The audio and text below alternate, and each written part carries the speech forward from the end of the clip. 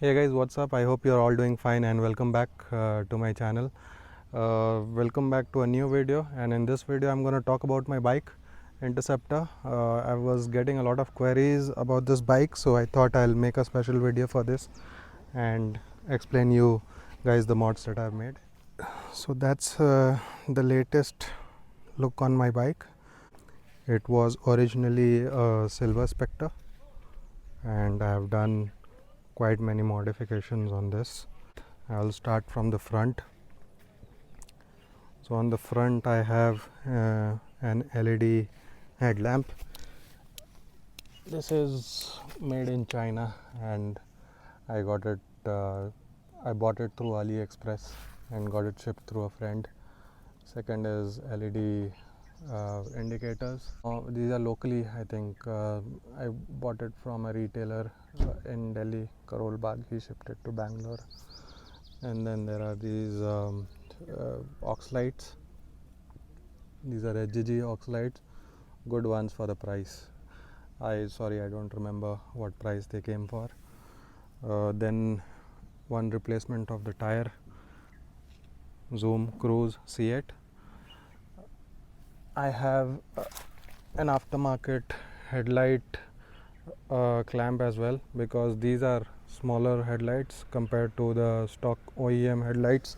The stock OEM headlights are I think 7-inch, and this one is 6.5 inch or 5.7 inch something. So I had to get this as well because this wouldn't fit in the stock headlight clamps. This is also from AliExpress, sourced through a friend. And then moving ahead, I have these crash guards. I think these are from Royal Customs. I'm not sure which brand really, but this is again bought locally from Bangalore, JC Road. Then there's a sump guard, that is Royal Customs. Yeah, this was again bought from JC Road. An NGK spark plug with the connectors and the cables. This increases the combustion rate. An aftermarket handlebar. This is Red Rooster. These are very good. This is very wide and also gives me an upright position to sit. So yeah, I would recommend this one to whoever wants a better positioning. This is more of a touring setup. You can easily tour long distances with this. The highest I've done is around 600 kilometers, and I had no issues on that. This is goat leather. I bought it from, I think, LRL Motors. I don't remember the brand name, what it is, but yeah, that is goat leather. So I've been using it since 1 year already. It has handled the pressure. Next thing is the tank pads. These are from Raw and Rugged tank pads. This is leather with red stitching matching the seat. The seat is a Brad style seat from MK Design with red stitching matching the tank guards. What else? Beneath the seat there is a fuel X. It's basically a fuel optimizer. Then moving to the back, LED rear indicators with a clamp. These are again local. You can get it anywhere on Amazon or Flipkart, as well as this clamp. These are of good quality. This is not so good quality but very bright. So not, when I say not so good quality, this is not strong. If you twist it like this will break off. That's how bad it is in quality, but the light itself is very bright, so it'll, as far as it is not being disturbed, it will stay at its place. Then these LED tail lamps, yeah, these look good, but they are not as bright. I keep getting complaints from my co-riders that your tail light is not visible. So these are not bright, but they look good. They are smoked black and they go with the overall black look. The other mod is the exhaust, Power Edge exhaust, one of the best sounding exhausts till now. I have heard all the other exhausts, but this is my personal opinion, these are the best sounding exhausts. So yeah, that's about the bike, the modifications that I have made. I like the look of it for now. I don't know if I'll get bored, I'll make more changes, but I hope this answers a lot of questions that you guys had about what changes I wanted to make.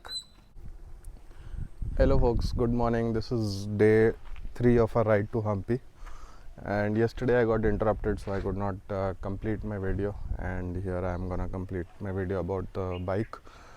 So I think I covered everything that the changes that I've made on the bike.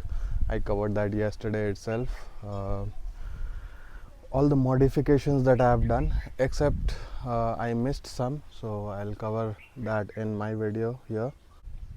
So few of the modifications I missed yesterday was one thing, that's the fuel X, and the other one was the aftermarket air filter, that's K&N air filter, and because I've also changed the exhaust. Why these 3 modifications in combination? It's important because when you put in free flow air intake and an aftermarket exhaust, this is just the slip-on, not a full system.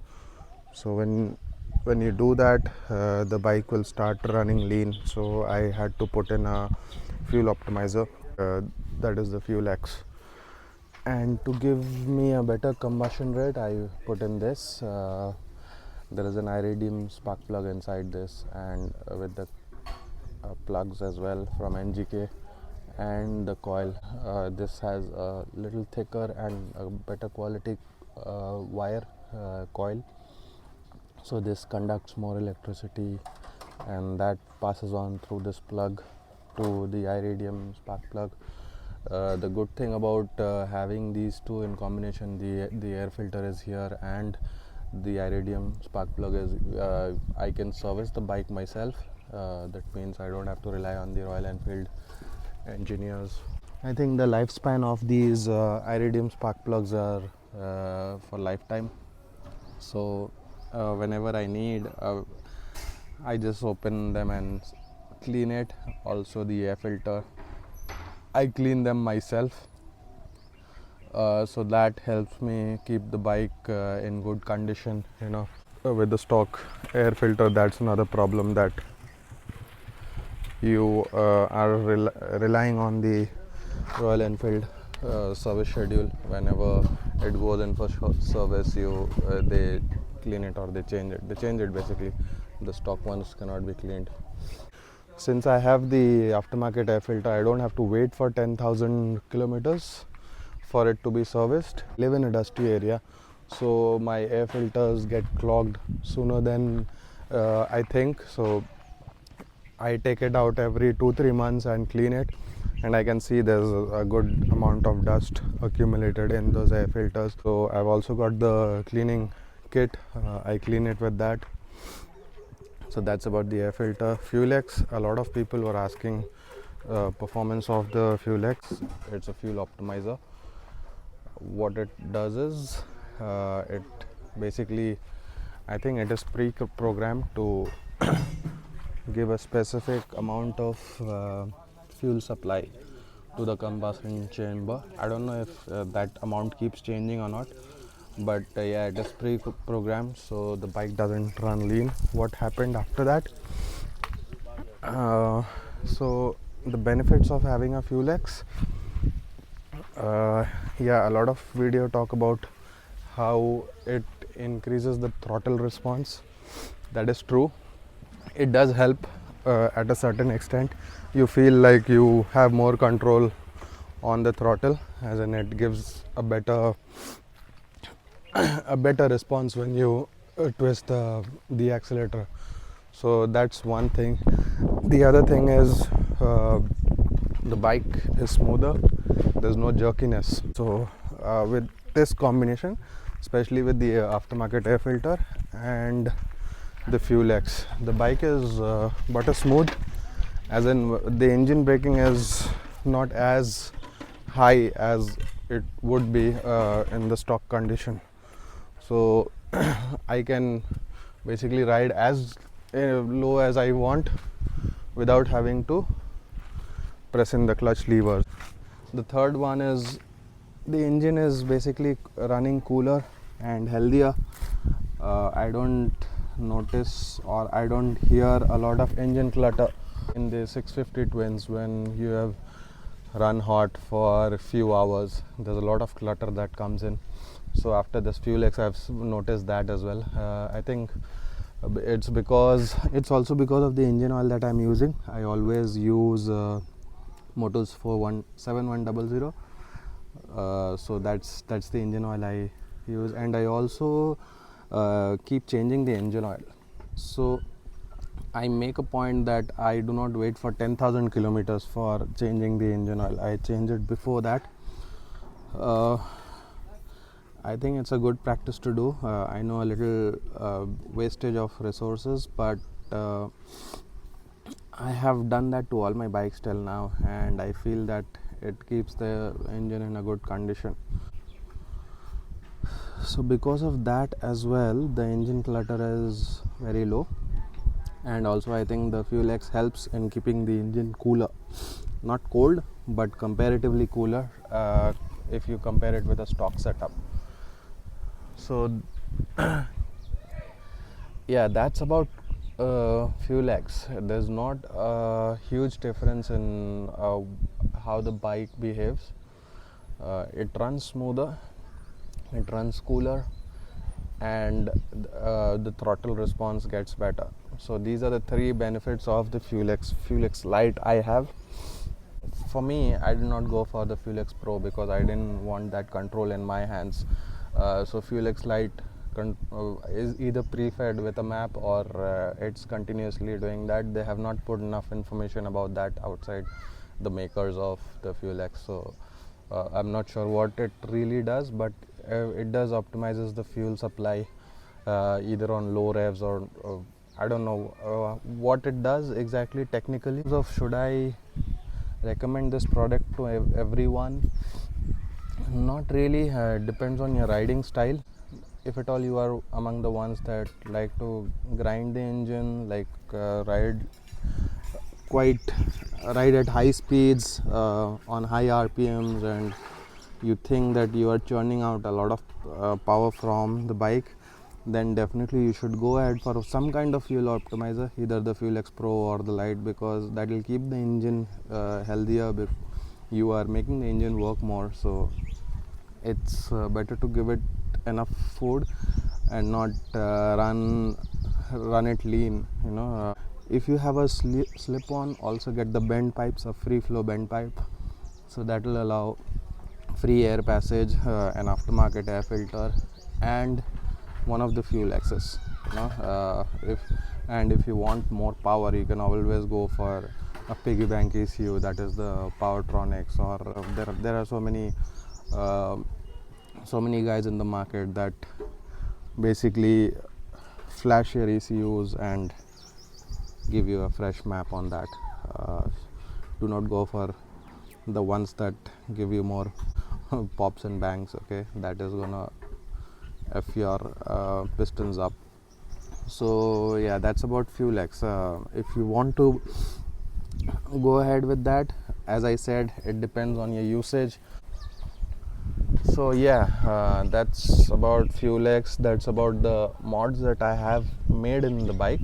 If you guys need more information, or if I have missed anything, do comment or let me know. I'll make another video and probably cover all those topics. I have not been making a video especially on Fuel X because there's not a lot to talk about it, and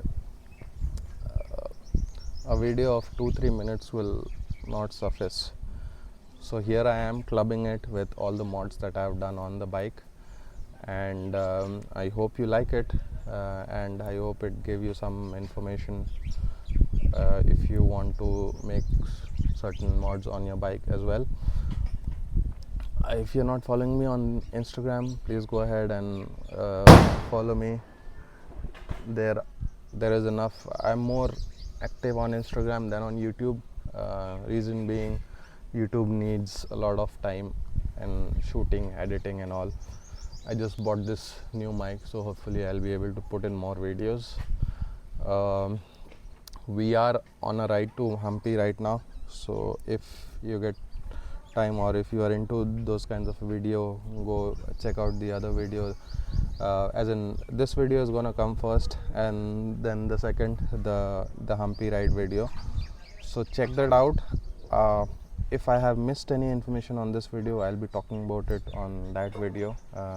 Bangalore to Hampi and back. We are on a 3-day trip. I hope you like this video, and thanks for tuning in. See you in the next video. Bye.